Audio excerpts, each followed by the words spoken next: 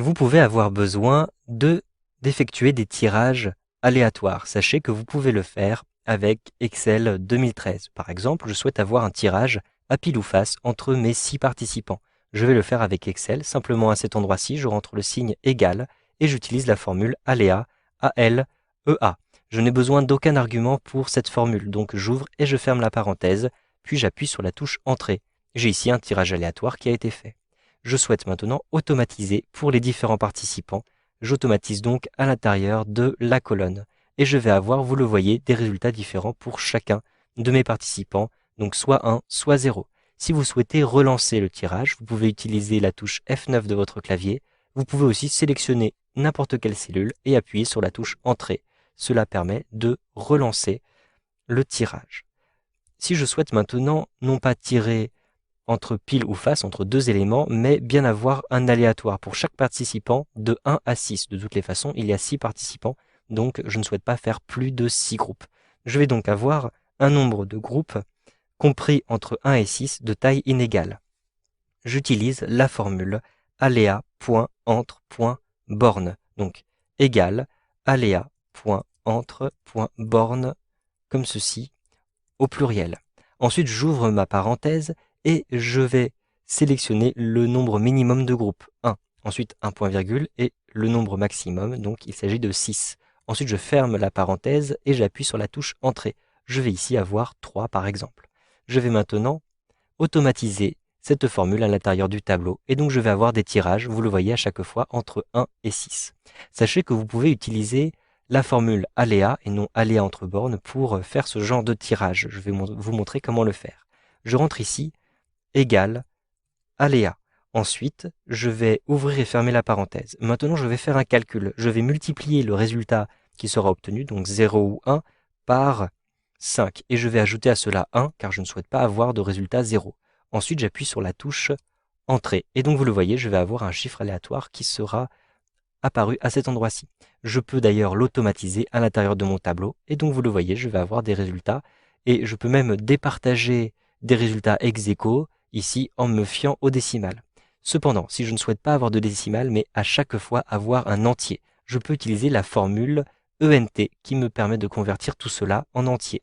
Donc, je rentre ENT, j'ouvre ma parenthèse, je conserve ici ma formule aléa et je ferme ma parenthèse. Cependant, comme je vais arrondir à l'entier inférieur et que je souhaite avoir de temps en temps le résultat 6, je vais changer le 5 qui se trouve ici en 6. Ensuite, j'appuie sur la touche Entrée et je vais avoir, vous le voyez, un nombre entier qui apparaît ici. Je peux maintenant automatiser ce résultat à l'intérieur de mon tableau. Une autre solution, si vous ne souhaitez pas de toutes les façons avoir les décimales, eh bien, il vous suffit de vous rendre dans l'onglet Accueil et ensuite, vous allez réduire le nombre de décimales en cliquant sur cette icône-ci. Donc, je vais par exemple sélectionner l'intégralité de ma colonne et réduire le nombre de décimales pour être sûr de n'avoir aucune décimale à l'intérieur de cette colonne. Maintenant, si vous souhaitez déterminer un ordre de passage, c'est-à-dire que vous ne souhaitez pas avoir de tirage ex aequo et vous ne souhaitez pas ne pas avoir certains nombres. Donc vous souhaitez avoir exactement pour chacun des participants un ordre de passage sans doublon. Vous pouvez le faire, vous allez utiliser une formule rang qui va réutiliser ici sur la gauche le premier résultat avec la formule aléa. Vous allez déterminer le rang de ces différents éléments à l'intérieur de cette liste. Donc à cet endroit-ci, je vais rentrer le signe égal et je vais rentrer ensuite la formule rang. Ensuite, j'ouvre ma parenthèse et je souhaite avoir le rang de C3 à l'intérieur de la plage C3 à C8. Donc je vais rentrer un point virgule et maintenant j'indique quelle est la plage. La plage va de C3 jusqu'à point virgule donc, 2 points plutôt, C8. Cela me permet de déterminer la plage qui apparaît maintenant en rouge. Ensuite, je détermine l'ordre, donc soit un ordre croissant, soit un ordre décroissant. Je mets point virgule et puis je mets 1 pour déterminer un ordre croissant. Je ferme ma parenthèse et j'appuie sur la touche Entrée. Maintenant, si je souhaite automatiser cette formule, je vais devoir bloquer un certain nombre d'éléments car je ne souhaite pas que ma référence soit décalée verticalement en même temps que l'automatisation. Je vais donc ici, devant 3, ajouter $1 et devant 8, je vais ajouter aussi un autre dollar comme ceci.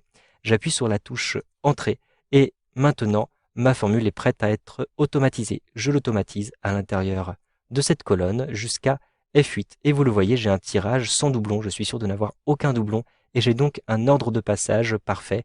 Donc ici, d'abord le rose, ensuite le violet, ensuite le jaune, ensuite le vert, le rouge et le bleu. J'ai un ordre de passage, je peux le modifier, cet ordre de passage, soit en utilisant F9, soit en validant n'importe quelle cellule. Et vous voyez que l'ordre a changé, ici le rouge, ensuite le jaune, ensuite le bleu, etc. Si je souhaite maintenant regrouper ces différents participants par paire, et je veux être sûr d'avoir à chaque fois des groupes de 2, donc d'avoir 3 groupes de 2.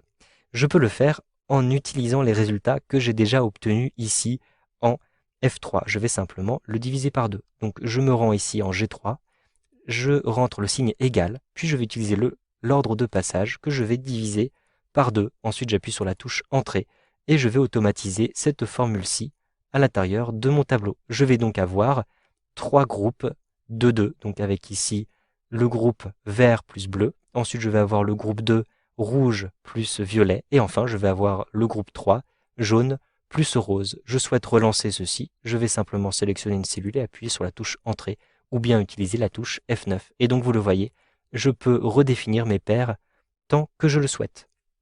Vous savez donc maintenant comment générer divers types de valeurs aléatoires avec Excel 2013.